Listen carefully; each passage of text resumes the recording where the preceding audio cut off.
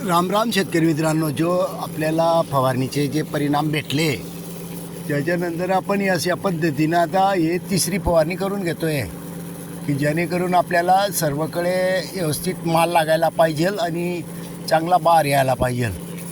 त्याच्यासाठी आपण अशी वरपर्यंत डायरेक्ट आता फवारणी करून घेतो आहे. आणि हे काय म्हणतात त्याला, हे घेतलेलं आहे आपल्या पंपाबरोबर होतं, पण आपण यूज केला नव्हता आजपर्यंत. पण ज्या वेळेला आपल्याला याच्यात चांगले परिणाम भेटले, आपण आजपर्यंत त्यामध्ये 3 ते 4 किलो शेंगा खाऊन घेतल्या. म्हणजे घरी नेतो आणि बनवत राहतो दररोज. पौष्टिक आहे, चवीलाही चांगल्या पद्धतीचे लागतात.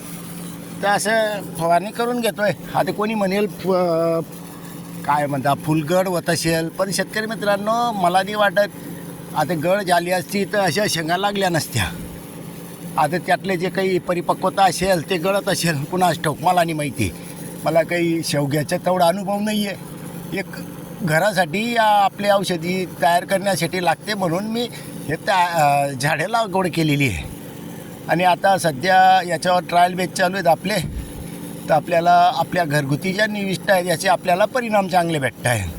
त्यामुळे आता आपण थोडी मेहनत करून फवारण्या करून घेतो आहे की जेणेकरून वरपर्यंत आपल्याला त्याचे फवारणीचे फायदे होतील. मधमाशा तर जास्त प्रमाणात असतात. तो एक काळा किडा कोणता आहे तोही जास्त येतो आहे भुंग करत. ह्या नोजरमुळे 2 मोटरी चालू आहेत, त्याच्यामुळे आपल्याला वरपर्यंत फवारणी करता येते. ते एक फायदा आहे. कमी जास्त याच्यामध्ये करता येतं आपल्याला.